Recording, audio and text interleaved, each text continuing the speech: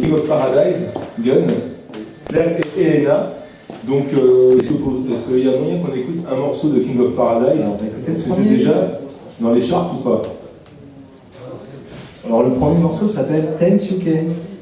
C'est un hommage à la musique anglo-saxonne. On fait des signes en studio, enfin dans la cabine.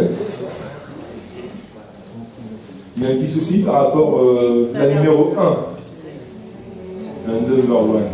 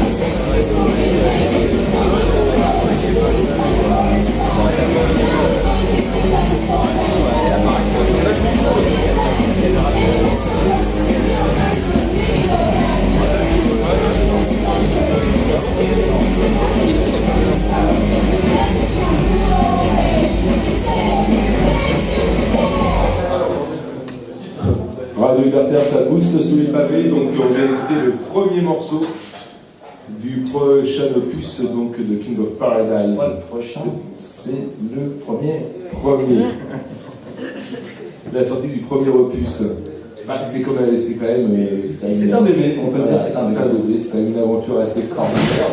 On dit que la naissance, la mise au monde était un moment extraordinaire, mais je pense que quand un artiste crée et arrive à mettre à jour sa création, je pense qu'en effet, c'est comme s'il y avait un bébé. C'est la quintessence. Exactement. Oh. En plus, il y a un truc qui est vraiment très particulier ce soir, c'est que à l'époque du projet, je n'avais pas de chanteuse ni de chanteur. Mais oui. Donc voilà, j'ai passé des annonces pour trouver un chanteur. Et ça n'a pas été facile. Il n'y a pas un chanteur qui a répondu. Donc je me suis collé un petit peu au truc.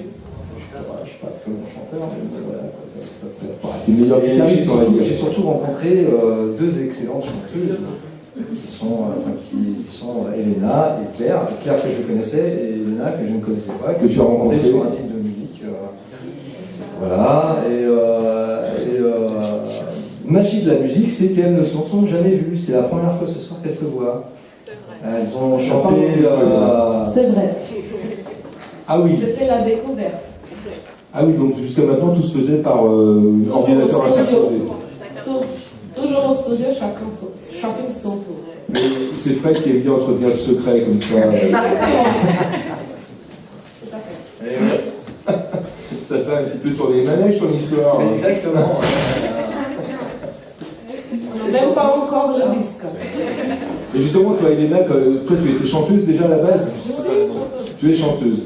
Et donc, quand tu as vu son projet, c'est quelque chose qui t'a interpellé. Oui. Oui, surtout une chanson que vous allez écouter tout à l'heure. Non, en fait, ça s'est passé comme ça. On s'est rencontré un samedi, je lui ai amené une chanson brute. Et, sans chant, et elle a écouté, elle a adhéré pratiquement tout de suite, et puis elle a commencé à pousser la chansonnette, et j'ai fait, bah écoute, c'est toi. Oh, voilà, c'est incroyable. On est en plein TV. Voilà, c'est. Voilà, j'ai senti le potentiel assez puissant de la voix. Défricheur de talent en plus. Bon, mais bon, je pense qu'elle a. Non, mais Claire et Elena sont. Je pense que sans leur voix, ma musique n'a pas autant d'importance. Enfin, je veux dire, après, elles amènent un truc qui est. Elles amènent de la rondeur. Bah, c'est pas de la rondeur, c'est qu'elles amènent une voix et elles apportent ce qu'on appelle communément une pierre à l'édifice, on va dire. Et donc voilà, elles boostent les morceaux. C'est toi qui écris les paroles ou alors tu fais tout? Ah bon, elle est Il faut dire que c'était quand même un zikos, pas de piètre qualité à une époque, mais il s'est nettement amélioré avec le temps. Il s'est évidemment, comme le bon vin, il se bonifie. Merci Pascal. Et c'est vrai qu'aujourd'hui, bah, voilà, on peut se rendre compte quand même que c'est Frédéric est un autodidacte. Et néanmoins, voilà, aujourd'hui, il arrive quand même de tout seul, il est quand même entré dans ces machines et tout, ce qui n'est pas automatiquement évident pour le premier abord, et avoir créé des mélodies, pouvoir mettre des voix, enfin, je veux dire, dans sa tête, c'est bien carré. C'est quelque chose qui est en gestation depuis pas mal de temps, et je pense que c'est quelque chose qu'il a réfléchi depuis longtemps. Et je pense que actuellement, dans sa tête, c'est un produit qui est. Enfin, pas un produit, parce que j'aime pas ce mot. Mais je pense qu'en effet, c'est un travail abouti, et le fait qu'il ait trouvé des voix qui puissent en effet complètement coller dessus était, je pense, un grand avantage. Merci Fred. Ah ben moi, c'est moi qui vous dis merci les filles. On écoute un deuxième morceau? Et bien écoute, on aura un morceau spécial Elena qui. Allez, c'est parti pour le deuxième. Bon, c'est un peu moins speed. Ok. Wow.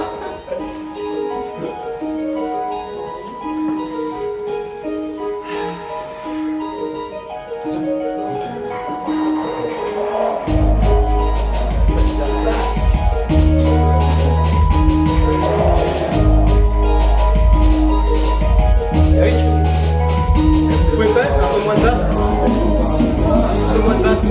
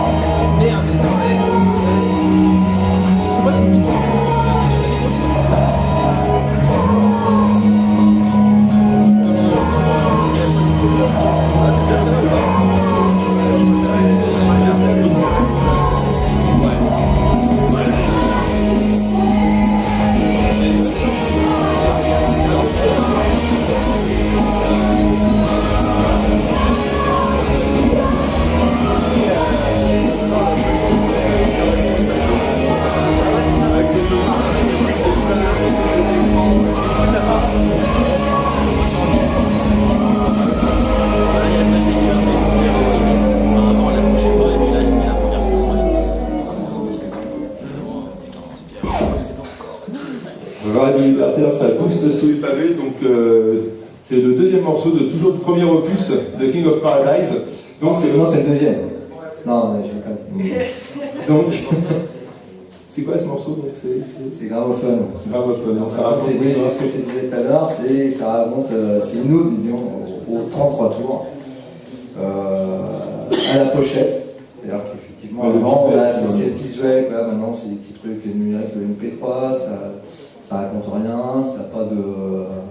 Avant, quand on prenait nos 33 tours, on était là, on était bien content de le chercher dans le bac, et puis voilà, t'as un beau carré dans la main, t'as des belles photos, les albums des Cure, les Rolling Stones, enfin, des pochettes. Des Forbidden Toys. Non, on n'a pas sorti 33 tours. On a fait une cassette. Merci Pascal. Et donc, King of Paradise le sort en vinyle, bien sûr.